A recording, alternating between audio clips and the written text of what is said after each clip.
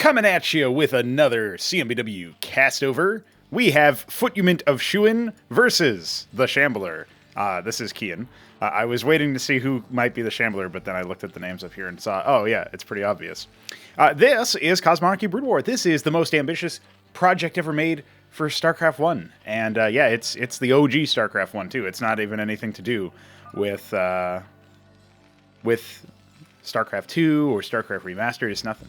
It's nothing like that. It's the sequel we never had that is still currently in development. That's how I like to think about it anyway.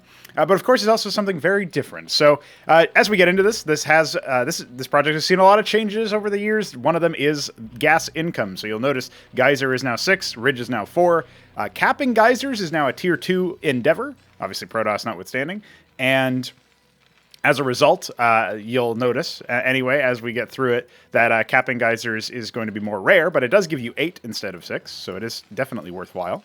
And we will have a fast fulcrum. I'm sure a lot of timings will need to be adjusted. The players enjoying the freedom provided by all of the new gas timings, they can now go for the Hydrock Den first instead of having to rely on Quasrock. Then they can go for fulcrum openers. And this map is Crossguard, a map that I made myself somewhat recently, so it's kind of fitting that we see that be the basis for some of the changes.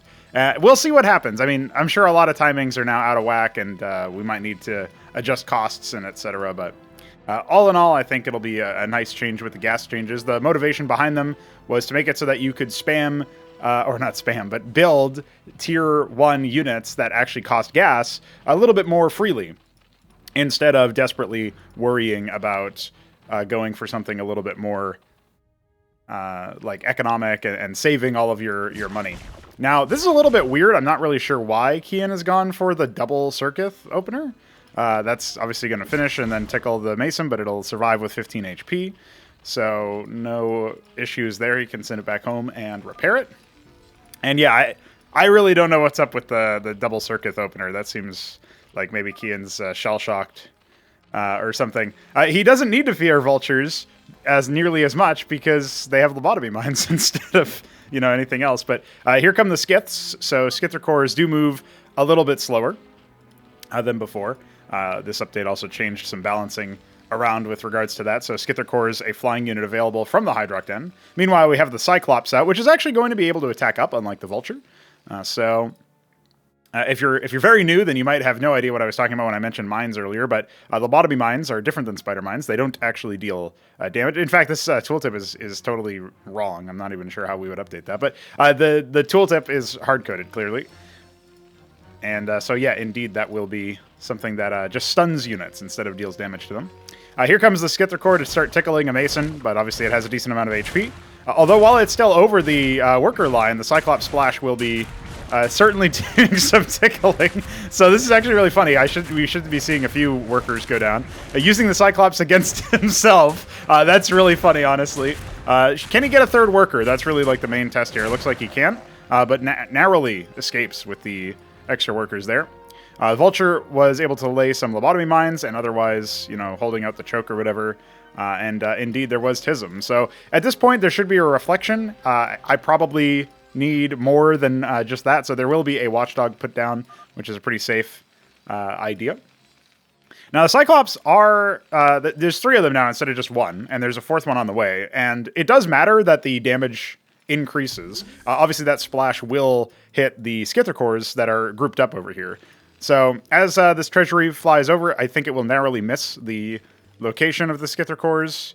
Maybe not. It does have decent vision. Now, I'm not sure that it will have... Yeah, okay, I think he figured it out. You can see his screen position moving there. Still haven't fixed the bug for the other player. No idea why that is.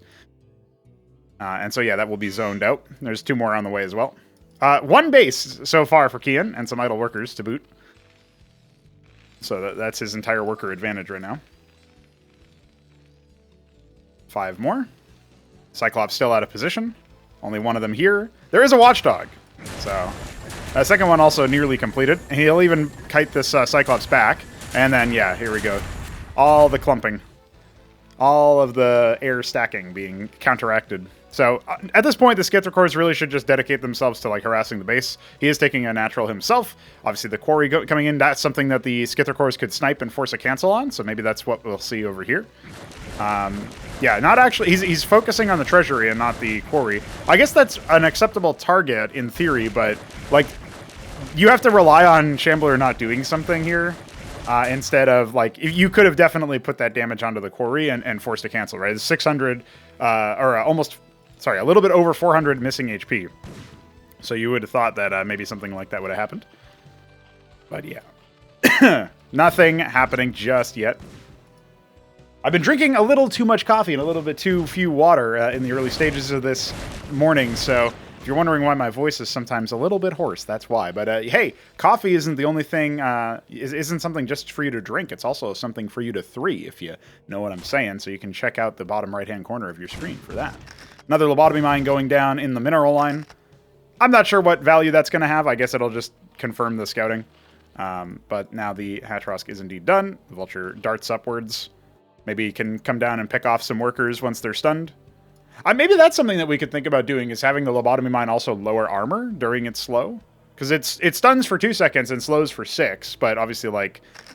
Oh, there it is. Yeah, so, like, here's the stun, right? And then the stun goes away, and then they're still slowed, which is what that electrical overlay is. But Keyan wasn't really paying attention to that anyway, so that accomplished a grand total of zero things. There's more Scythrocores. He's really committing to the Scythrocore despite the Watchdog spam and the Cyclops. Now, the Cyclops are out of position attacking the Natural, which is obviously bad news. And even though the Zorkiz is done, there's no other units here. So take a big sip of coffee and figure out what's going to happen here.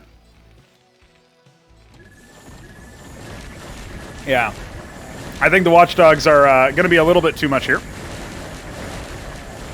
Particularly since there's Masons here to repair. Right? They weren't really doing it until just now, but trading, you know, all of your Scythrocores nearly, only one of them surviving for, 2 Watchdogs and no Mason kills, while also losing your Natural is pretty much the worst move you could have done. So there are some Izira cores coming out for all of the minerals that were being floated. That will be a formidable front line, and I guess with combinations of that and the Circuith, the player here, Shambler, won't be able to like crack this base open necessarily, but the Terran being ahead in expansions is like conventional wisdom from Brood War does sometimes apply to CMBW, and this is not really much of an exception, right? Like you look at this and you think there's not really that much. I mean, he's not even like fully saturated this base, but he's pretty close. But even regardless, it's like you definitely need to take bases, and at this point, he just isn't. He does have a decent amount of gas. I would suggest maybe at this point he could go for Lakizilisks to help keep himself safe, like push out, maybe take this base for more gas, take this base for more minerals. He really probably needs minerals at this point. Minerals are kind of like the scaling factor, while Vespene is the power factor. You can kind of think of it like that. So without minerals, you can't build like most units. Like almost all units cost some minerals, right? And almost all structures cost some minerals. In fact, all structures cost some minerals. So when you think about it in those terms, it becomes kind of crystal clear why you would need minerals.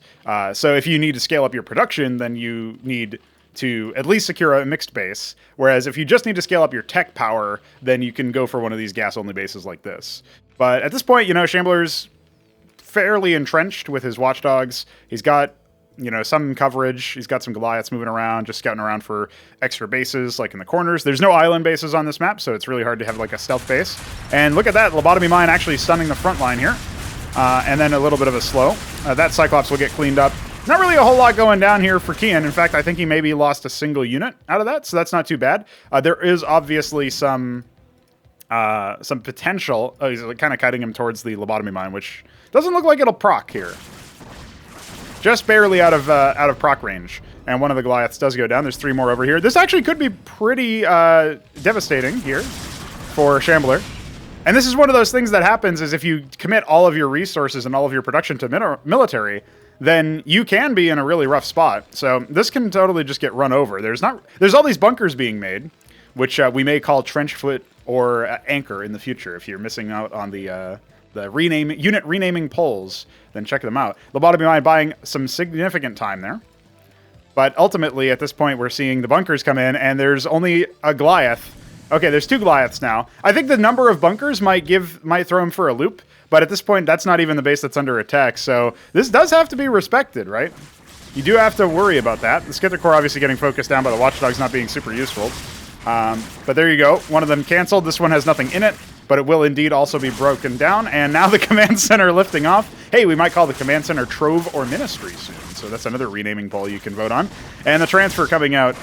This one not actually moving. He's lifting off everything. He has 2 Goliaths in 1 bunker and 1 Goliath in 1 bunker, and that's it. So even though the Shambler should have won this game based on the position he was in, he didn't really scout what Keyan was doing in his main, and perhaps got taken aback by the amount of power. Almost none of these units cost gas, by the way. The only gas costing units here were the Hydra, and we are seeing the like a macro hatch, an expansion attempt, a few expansion attempts it looks like, go down for Keyan in the back of this. So yeah, I guess we can park ourselves here and expect their. I mean, assuming this Trove/Ministry in the future does get repaired, which it will, he can maybe sneak a base somewhere, but there's not really too many spots for him to sneak. Good lobotomy mine, slow the approach down. That's actually going to be really impactful here as a defensive tool. So zoning them out, right? And no detection to reveal them once they burrow, so that's good. And yeah, you can see here more Goliaths coming out, the bunkers holding him at bay, but he's now starting to take the economic advantage, we can say. There you go, sending the Zoroastrians in because they have the most armor. And it looks like he's really focused on the bunker, but he doesn't really have that many units that can bust. He's starting to now focus down the Masons. He could just get rid of this Vulture. There you go. It looks like it'll get killed by the ambient bounce attacks from the Izira Core. Or maybe the Hydras attacked it. Hard to see. And yeah, just chasing him down. He does actually get an Atlas off, so that's a big deal. And now at this point, Keyan can just be kind of annoying with those units. But he has no other units. He has not built any combat units in the meantime, which is potentially disastrous. So we got to remember that. The Atlas, obviously, being scouted is a big deal. And Keyan has enough to tech up himself. So we'll have to see if that's what he wants to do. It looks like he's going to go for some Lakizilisks and even more Lakizilisks. So Keyan's kind of showing his hand. He thinks he can win this game at tier 1. And, you know, that's partially because there's only one base here. And with the Atlas landed, reservoirs can be constructed, but they are much more expensive than they used to be. We will, of course, also see some machine shops. And if reservoirs are constructed here on this base, that will slow the economy of the Shambler even further. He doesn't actually have the resources to do that right now. Only a single machine shop as well. By the way, if you have ideas for the renaming the machine shop, post them in the comments, because I don't like that name. I think it's goofy. Shambler trying to retake his main. This replay, by the way, I believe this was called Cringe. I mean, maybe the opener was a little cringe. This is just funny now, so we'll have to wait and see what happens. The second machine shop going down. I'm not sure that he has the economy to yet to spare to produce across multiple machine shops, but we might be wrong about that. Obviously, at this point, tech is a huge expression of power. You have to think, oh shit, I've got tech. I can now, you know, especially with the gas changes, I can, you know, spam out like ridiculous numbers of, you know, phalanxes and madrigals. So we might end up seeing that. But those are both, you know, somewhat vulnerable to being focused down. All the Ovaleths coming out. So this is not for supply. This is for drops. There is no supply on CMBW. So we should be seeing some more Lakizilisks out, I assume. Let's see. Yeah, it looks like they all have 1 Lakizilisk each. This is a 6 Lakizilisk drop with the Izira cores. If they come through before the Ovaleths, they should actually spot out this attack force. There are some circuits being produced, and I think these Ovaleths will have been spotted by the kiteback, but the Izira cores are still going to be enough to tie up the Goliaths for now, so the Goliaths will not be immediately returning home, so Mason's coming back to harvest. We're not yet sure what was going on with the Masons to begin with. There is no detection available. Lakizilisks need to be stood on top of in order to actually die. And yeah, you can see here, here's the 6 Lakizilisks. So they are here. And let's see what how much damage they actually deal. Obviously, if they're really close to units, they... Oh!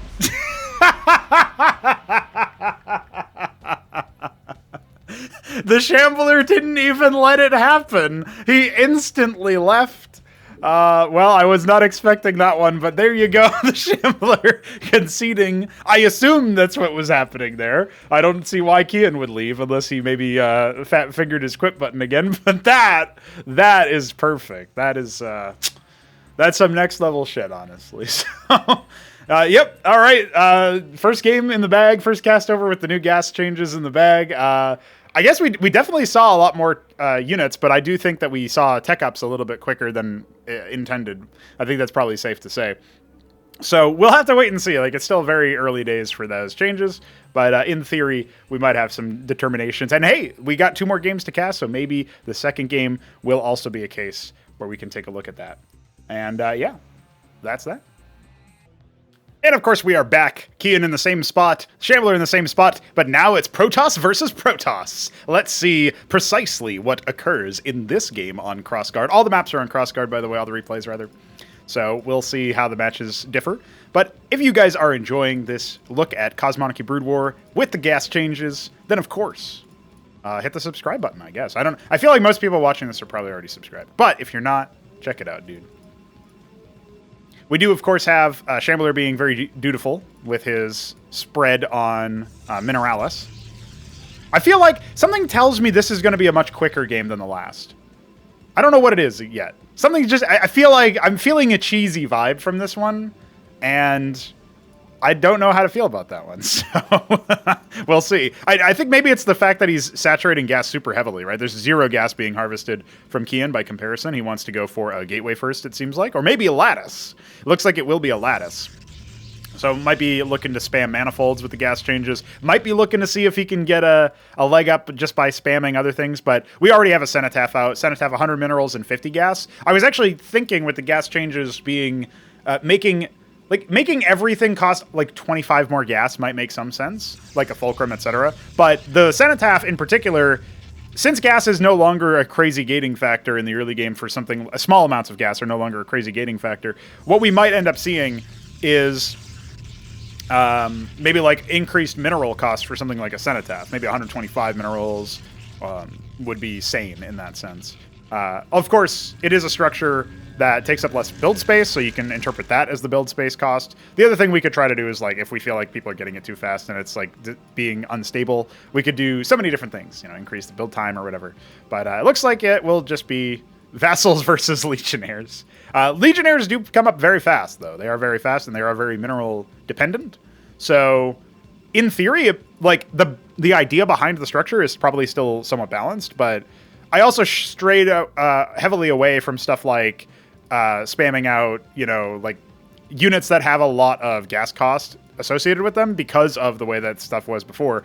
With this change to the economy, I'm certain, this is Tismic, I'm certain that there will be some changes then to subsequent required changes to like individual unit balancings. Now the Warden did get buffed in this update. It now has 25 extra HP. Same shields, of course.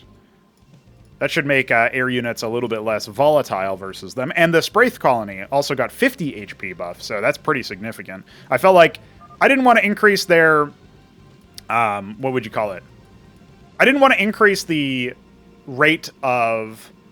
I guess, like, my idea, anyway, wasn't that I wanted Spraith Colonies to just destroy everything. But what I did like about the Spraith Colony is that it dealt less damage than the other defense structures. Then it probably needs a little bit more power associated with it elsewhere. And so that's where the durability increase came in. So you can see them shadowboxing build orders in the middle of the game. That's the community vibe that we have for this. You might be in the middle of a heated battle where you tism each other with Lakizilis drops and do some cheeky openers and etc. But and pylon block their expansions. But you can still enjoy the camaraderie that is present within the game. You can still think to yourself, what might be possible in this brave new world of Cosmonarchy Brood War and Cosmonarchy Brood War accessories, as Iskatumask once said.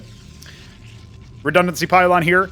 Fagudo had an interesting idea, which I feel like I may have considered before, but it's been so long, and I've considered so many things for Protoss that who knows, and I'll just give the credit to him. He had the idea of the scribe turning into a pylon, like actually transforming into a pylon. And I have to square that with the idea that there's multiple pylons. Like, I want multiple pylon types, basically, to exist. So I want, like, the pylon as, like, a baseline, and then I want, like, something that will unlock, you know, enhanced units or whatever. Pylon-based tech progression, basically. And that's something that we actually planned partially based on some back and forth I had with Veek when we were planning our first proper RTS title. One of the races will have that. Now, the Warden is finishing at just the right time. And what's the response time? This response time is very late. I don't know what Keyan is doing. He's basically only walked up as the All of his units have died. His warden has died. He's not using his vassals either. So I think maybe Keyan was a little asleep at the wheel here, but he should still actually be okay, depending on how units are moving around. If we see that red overlay, it means that the Hierophants have successfully applied 5 stacks of their on-hit. The blue overlay, which is different than the Legionnaire blue overlay, which is like that big pulsating circle. The Legionnaires can teleport onto the unit that they have debuffed in that way. The Hierophants, on the other hand, when they tag you with a blue overlay, that's a recolored Maelstrom effect, if anybody knows that from default StarCraft, that slows the unit's movement speed when they move away from a Hierophant, which is basically like punishing kiting backwards or retreats or something, right? That's part of the unit's thematic. Meanwhile, if they tag them 5 times, or like 5 Hierophants attack once or whatever, 5 stacks turns the overlay red, and that also slows their attack rate. So it's a very powerful, disruptive unit when facing other Protoss, or any unit that can take a lot of hits, right? The Hierophant doesn't deal a crazy amount of damage, but it deals enough damage to be dangerous, especially to something like a Bio from Terran or whatever, right? So meanwhile, the Drakodins were the ones that you would see that happen more often. I don't know if these armies will miss each other, but it could very well be the case that whoever reaches the enemy first is the one to win the game. This is probably a base trade, and I think maybe the Shambler is expecting that to happen because he's got pretty reasonable static defenses here. There is a fast grand library, which is 400 minerals, and Warden's starting, but they will probably not finish anytime soon. It really depends on how long the Shambler waits to guard himself and mass his forces up, and whether he decides to pull the trigger sooner rather than later. And I guess the same is true for Keyan, who does have this pylon here as like a marshalling force. But yeah, no advance warning on this attack for either players, really. And we'll have to see what Keyan actually wants to do. If he pulls his vassals back, he might be able to, shred the Legionnaires with those. The Warden wasn't actually able to finish, of course. This one in the back should be able to. Some more units on the way. Actually, just the Drakedin ordered up. And yeah, it looks like Keyan is going to be attempting to start firing an attack over here. But, with this unpowered, it doesn't really matter that Warden finished, and I think that will be game. Purely because this base was allowed to be fortified. We do have the vassals popping to spread their debuff, or not their debuff, their actual buff, up. And the Matrix was actually the one that was focused down, which doesn't deal the most damage individually, but obviously has the split attack. And yeah, that's the attack force completely wiped. Meanwhile, the bases over here are completely unpowered. And Static D is dumb, says Keyan.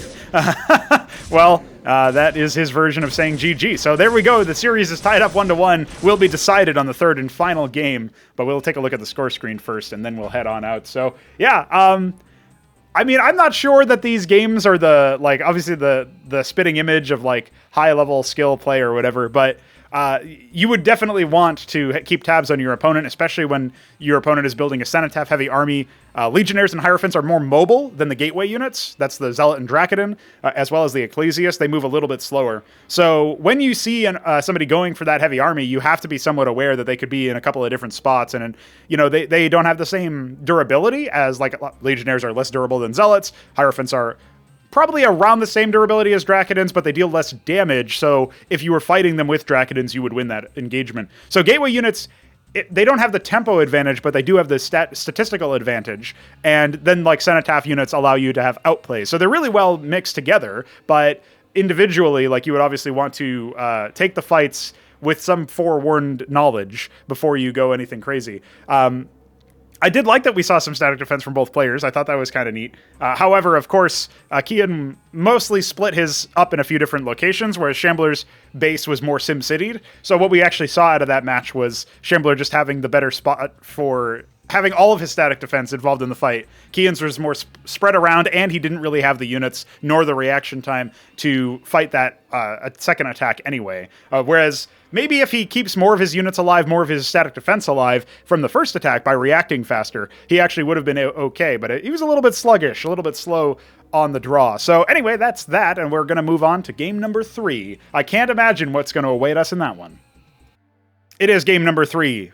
It is the same position. It is Protoss versus Protoss once again. So a redo of all of the matches in terms of positions, but a redo in terms of each player in the last match. So let's just see what happens. Run it back. See what happens. I'm kind of reminded, this is a weird thing. to remember in this context as there's a double pylon opener, which is going to delay the scribe. That is really bad, actually. I mean, really bad. It's not the end of the world, but it's something you wouldn't want to do, and he's even going to cancel that. So I guess he's just testing the waters. He's deciding, does this make sense? And the answer is not really. Anyhow, something when I was talking about how this was a run back and it was like the same kind of spawns and the same matchup, I was kind of interested in, what would be going down here. I think we're going to have a proxy out of the Shambler. By the way, that last matchup was called Tism, and this, the last replay, and this replay is called Oof. So it looks like this is going to be a pylon placed. It's like almost perfectly between the grids, so I assume that's what's going to happen.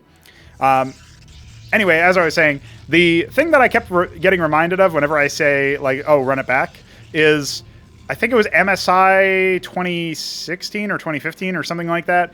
Well, it's really hard for me to remember those details. It might be 2017 now.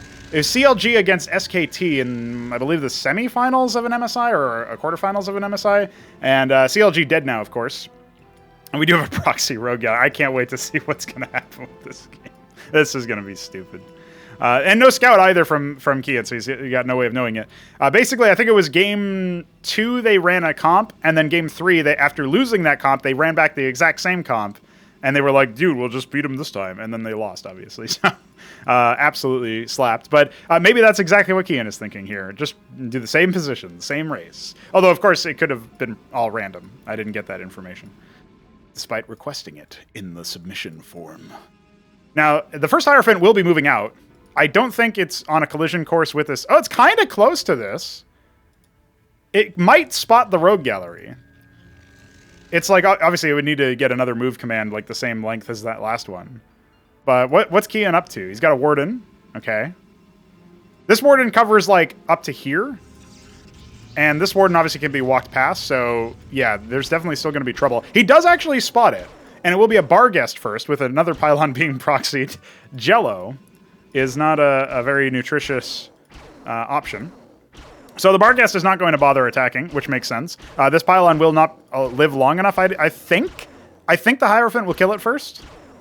It really depends on if the Hierophant is recalled to deal with the bar guest, right? Because the bar guest is here before this Hierophant is done. The Warden is up, but again, it doesn't really, it covers like up to here. It's not gonna do too much. So yeah, that pylon will indeed go down, and then the Scribe will also be automatically acquired. But this is not a unit that deals with buildings very fast.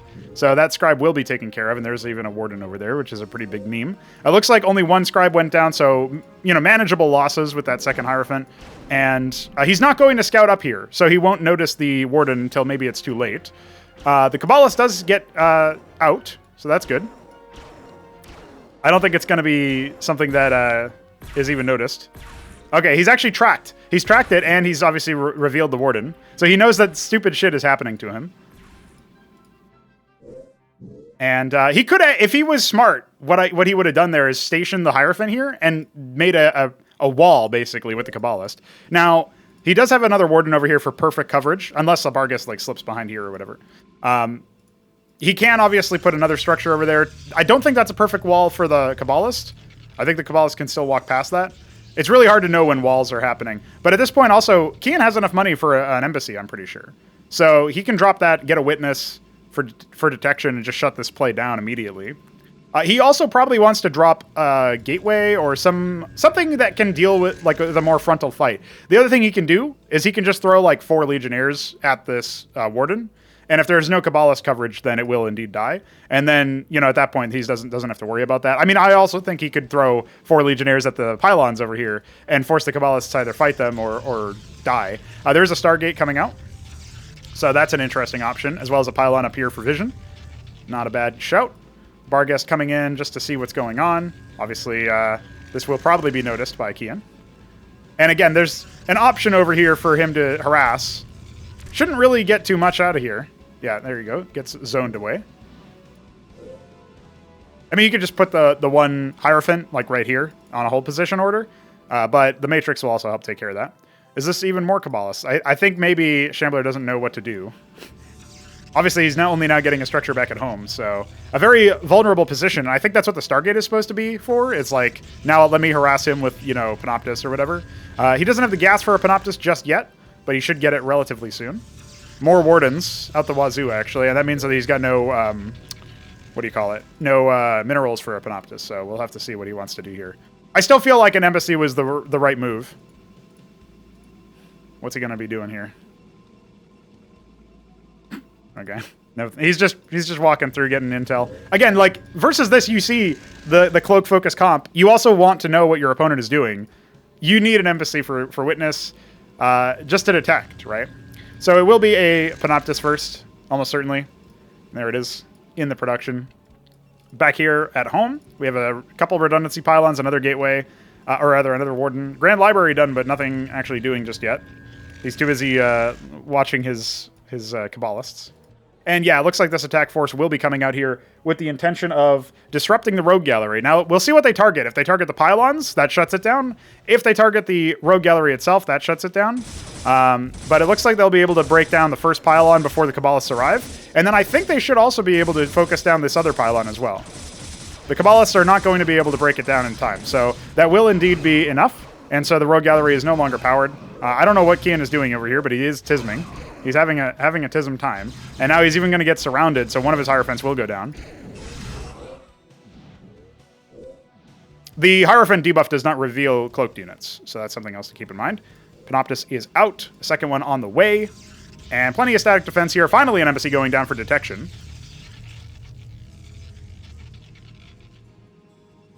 As well as a double lattice. So that's going to basically be Vassal Panoptus, I believe.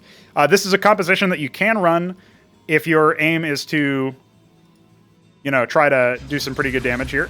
Now, I think at least one Kabbalist should go down here, but unfortunately he was a little bit slow on the draw there. Oof. Yep, one of them will do.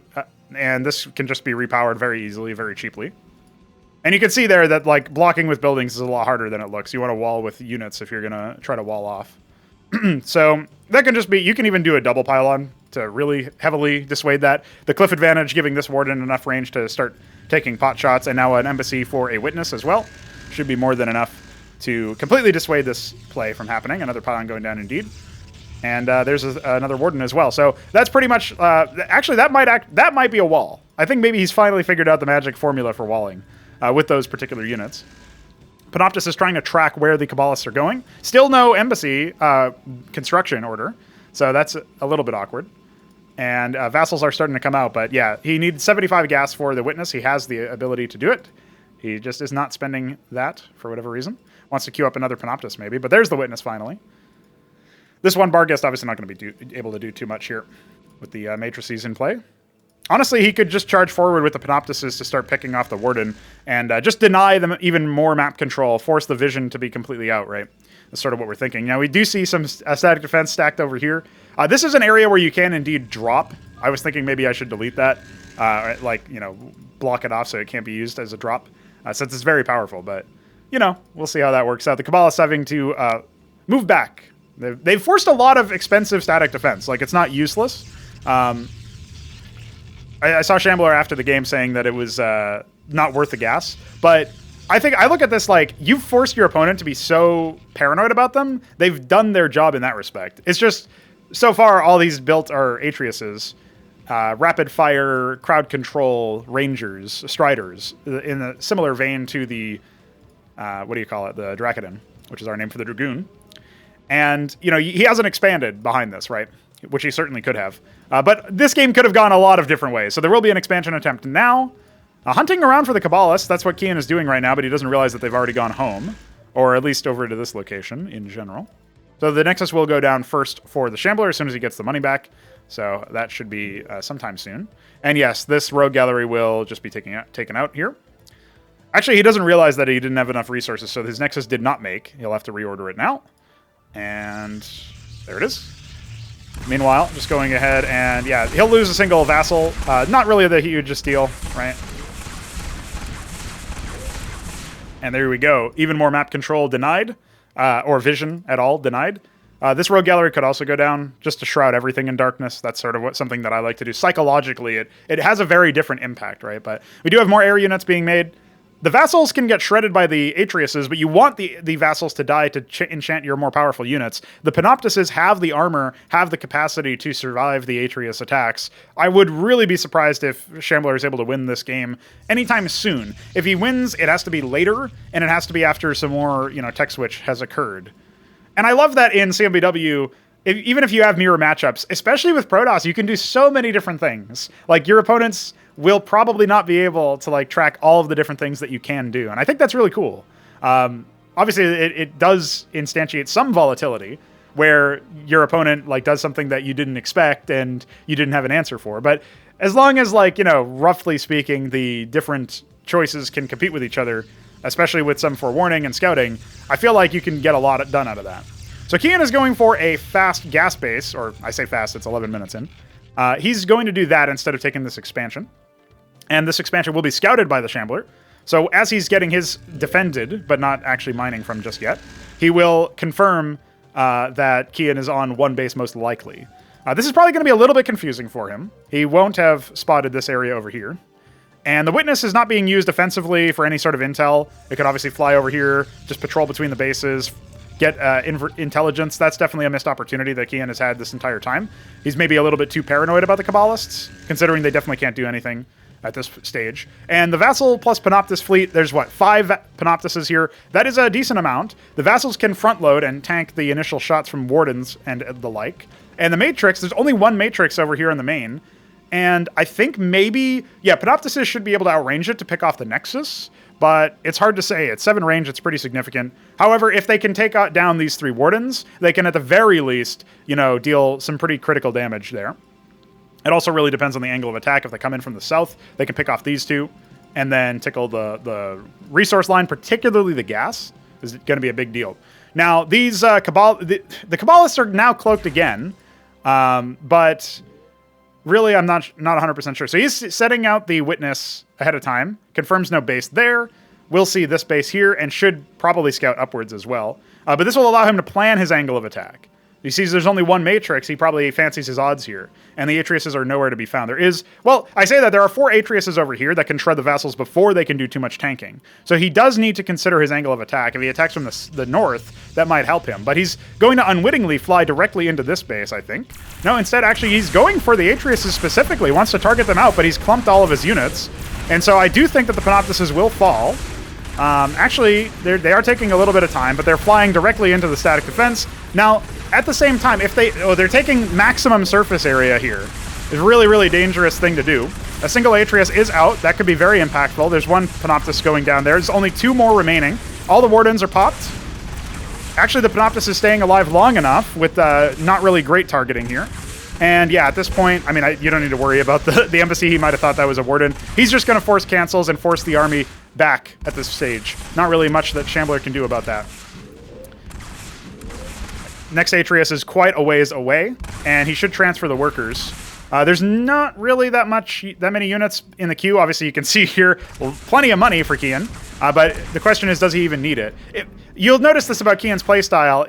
It's something that is, always you have to wonder about or worry about if you're Keyan. It's like, if I don't kill my enemy with my attack, like, I don't often have the macro to, pump the units back up. But in this particular case, I do think that it's going to be enough to at least do critical damage. I mean, the Atreus's are a ways off. They are coming in now. They should be more than enough to mop this up once he has 4 of them, stationed on. But he's done a lot of damage. And it looks like there will even be a Witness coming out. There's the constant target changing is a little bit silly, but I don't think the Witness will even finish. Okay, well, I thought he was going to kill the pylon, but there's another pylon down here powering it anyway, so... Yeah, there's actually 5 Atreus's out here, so that's not bad at all. And getting out with the Panoptises is a good move. He has more Vassals and a single extra Panoptis. You could think, if this was like, 6 more Panoptises, the game would be 100% finissimo at this stage. But instead, it was only 1. And yeah, you can see it's only good enough to kill a couple of the Atreus's. 3 of them survive. This Grand Library will be repowered. Some of these workers should be transferred. And yeah, those were the ones that he already had on the field, which I think if Keyan was paying attention to his minimap, he would have seen them. But he obviously didn't, so a bit silly. At this stage, yeah, I think Keyan he let the macro slip quite a bit. I think he's only harvesting from the geyser from 1, which is the higher yield one. That's not going to help him either. And yeah, some more lattices so he can spam out more vassals. Not necessarily the best and the brightest move. Again, if you have to think, if he's got the macro, if he's harvesting gas from this base fully the entire time, he's got, you know, at this point he should have like double the army. But he just let the macro slip, man. And that's what happens when that occurs. You don't end up ringing true. The Kabbalists out here just standing vigil. They could obviously be in positions to watch for like exits, right? Like you could station them here, and then maybe like, you know, here for air units, here for, I mean, you have the rogue gallery there, so I guess you could do here and here. I feel like they could definitely be used as for the purpose of like stationary witnesses almost, you know, or like lobotomy mines in a way. I don't know, like something that gives you vision is what I'm getting at. But it looks like Shambler will be back in action. He's still down in workers, but he has a third base. He's not harvesting from it just yet. And it looks like the Barghest has found some value.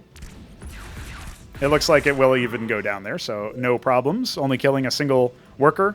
Still only harvesting from 1. Like, he probably feels like, well, man, the protocol said there were gas changes. I don't feel like I'm getting that much gas. Yeah, well, you're not, buddy. Definitely needs to transfer some more workers over there to make up for it, and maybe pay attention to his geyser sat. I'm allergic to people missing their geyser sat. Got to get that saturation up. A second Grand Library. Looks like it will be Atreus's to win the day for Shambler. That's his gambit anyway. And this will be... is this fully saturated? I think he needs 1 more on this bottom ridge, and then he's good to go. Still pumping Panoptises and Lattices galore for vassals. So he can just swoop through and erase a lot of this. Like, the vassal spam is definitely pretty big. But I don't know who to say has the advantage here. Like, in theory, it should be Keyan, but the longer the game goes on, the more we're going to have stuff like this where Shambler has all of these bases and is, like, you know, harvesting from this stuff. He doesn't have the gas only, so there is that, but this is a double geyser, right? So a lot of available harvest yield from this one.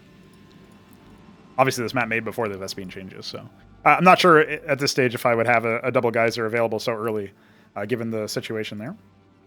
Might end up moving that over to here instead, you know, the corner bases that are more vulnerable, or maybe even the central bases. I think the central bases do have a double geyser, yeah, so that might make more sense. Kabbalist moving around. No clue how to spend my gas. Well, you only got 165, so it's not that much. Now, we do have this fleet, and it is threading the needle between the Kabbalists, so it will just come down here and erase this natural. This low ground base. I did make this map with the idea that you could take this for tempo towards your opponent, or you could take this for, you know, something else. If the matrices go down first, and indeed they do, yeah, they're even out of range of the warden over here. So, assuming they focus this one down, no, he's actually going to go after. Oh, he's clumping up really, really poorly here. So versus the Atreus's, they will eventually deal enough damage to deal with that. And some of them are on the... This is a perfect time to strike. Some of them are async away from each other, but they will focus down the Nexus instead. And if the vassals are the only things that go down, this is totally fine for Keyan.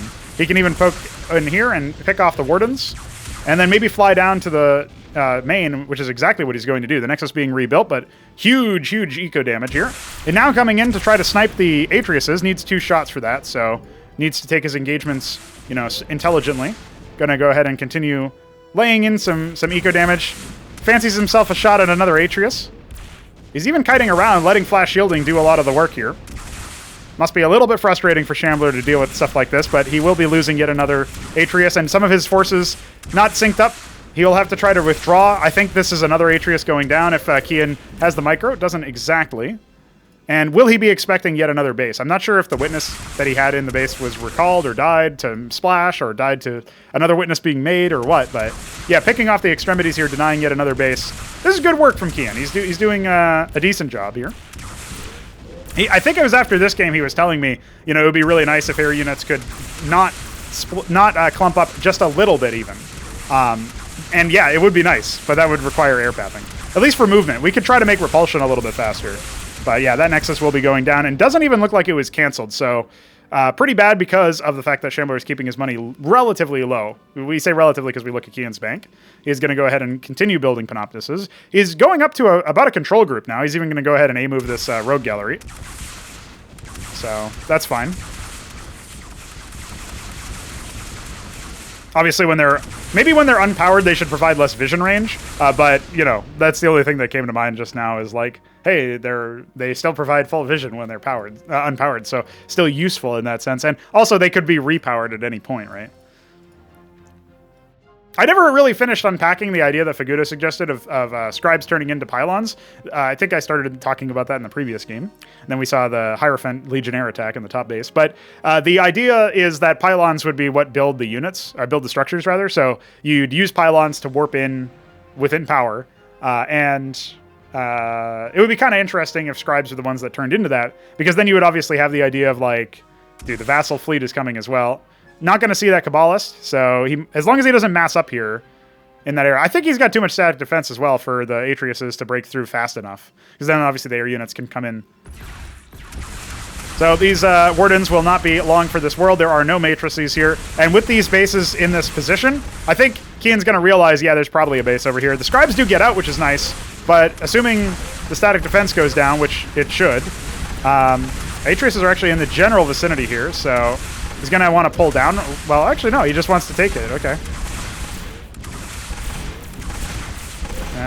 Yeah, I'm not sure what Keyan's up to here. He's walking into even more Atreises, and he just lost most of his units because of the clumping. So that is awkward. I mean, he denied a lot of mining time. He could have gotten a rescout on this to confirm that there was no base there.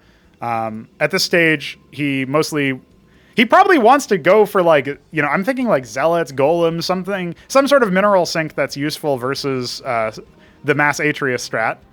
But he can also abuse mobility, right? He can come through here, the worker transfer coming in yet again. He can come through here with vassals and just pick this off because there's no static defense left. You know, the vassals are instead going to go to this base to get the rescout, which again, the Panoptises could have done on the way out. It's like a minor thing that Keyan could definitely work on. At this point, the scribe will try to take a base, but the Kabbalist will be here, and there's no witness as far as I know. He does have plenty of money, so he can grab the witness. No questions asked. He's even going to go ahead and cancel that. Vassal's not moving any further down. Probably scared of Atreises, which would make sense. But no static defense over here. This is a risk from Shambler that could be punished by vassal play. More vassals, not really in production, but at least idling over here. A lot of Panoptises. This is, what, 8 Panoptises. Again, it's not going to be too good versus the Atreus stack that will be revealed here. Oh, he ends up sniping one. He does take a lot of damage onto one Panoptis. And there is a witness over here as well. So he has got to be careful about that. Yeah, this is where the Atreises are not going to have a great time. Absolutely getting tickled. So the reason why he's probably having so much trouble is the Atreises might be trying to path through over here to attack this high ground warden, and they can't, so they just spin, which is exactly what Brood War would expect. Now, if this scribe comes down here, of course the vassals will deny it.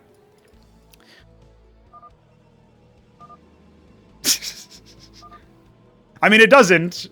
You could just walk forward and kill the warden, but if you're on a move, then yeah, that's obviously that's silly.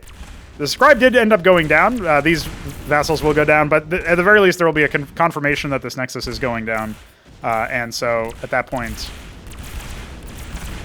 at least it will be known that it's starting to be re-expanded to. Again, if the vassals were actually what ended up getting purchased, that would be different. But now we have an Empyrean trying to focus down this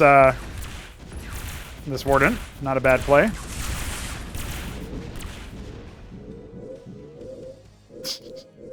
All the flash shielding sounds. Very classic PvP vibe. This base is going to be Keyan's choice next. Doesn't have as many minerals, of course, and now looks like Shambler will be trying to take the bottom left base again. Man, I'm really surprised that this is how this game has turned out, right? Like, not at all what I expected. I expected something a little bit more decisive.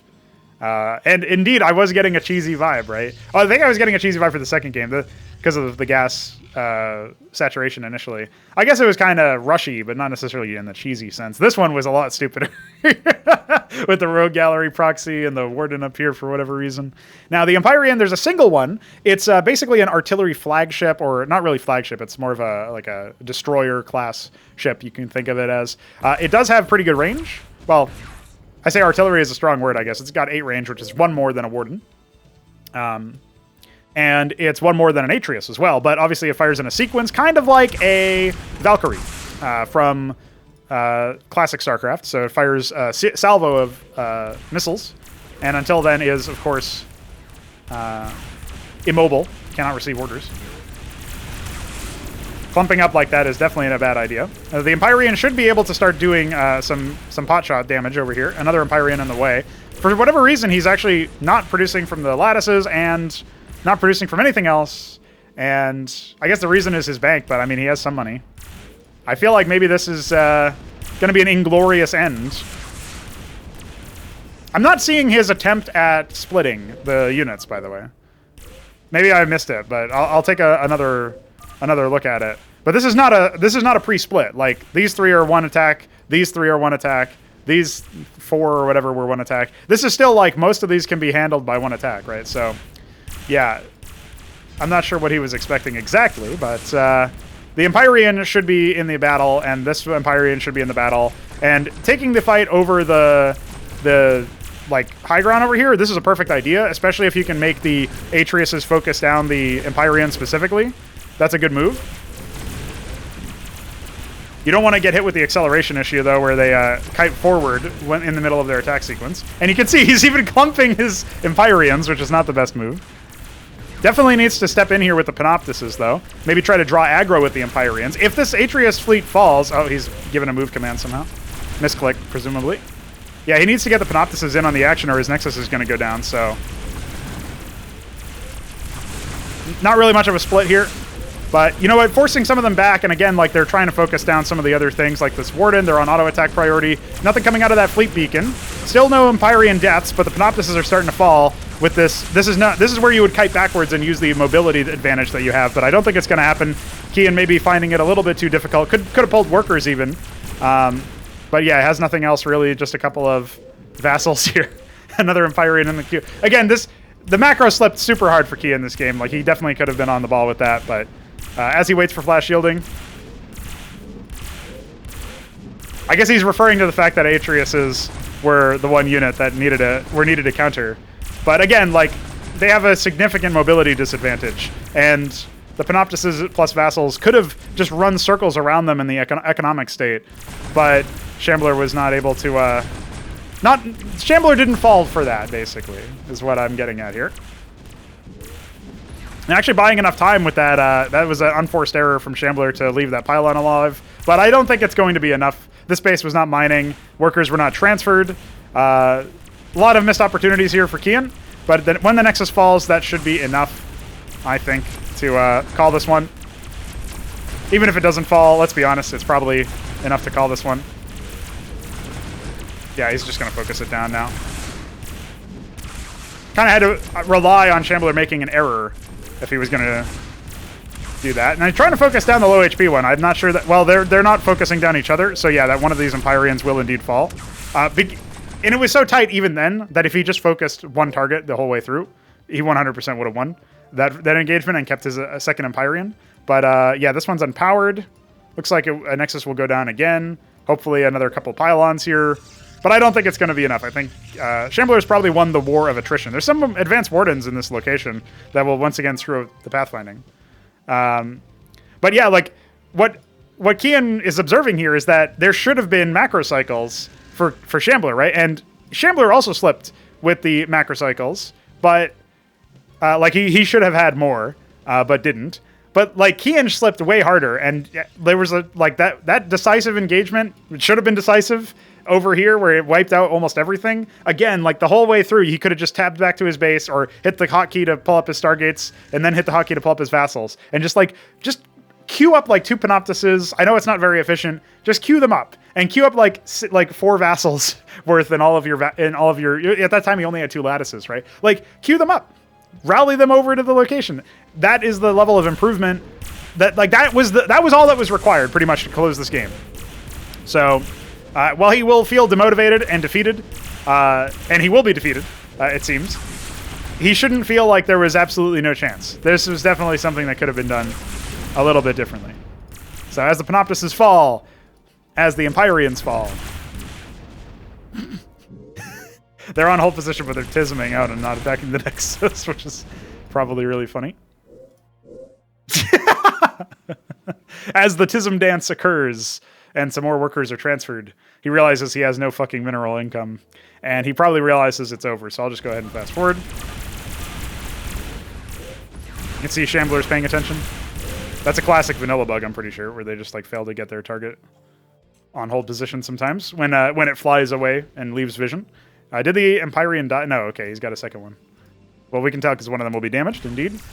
I guess this is the final showdown as he puts Wardens up desperately and then flies his Empyreans over there so that they can maximally splash. He's got 3 Empyreans now, but it's not going to be enough. That's not the move you want. I mean, Atreus's have 3 armor, right? And the... well, actually, there's 3 armor pen. So the Empyreans deal full damage to them. It's just that they probably need a little bit more, and that's the first of the 3 falling.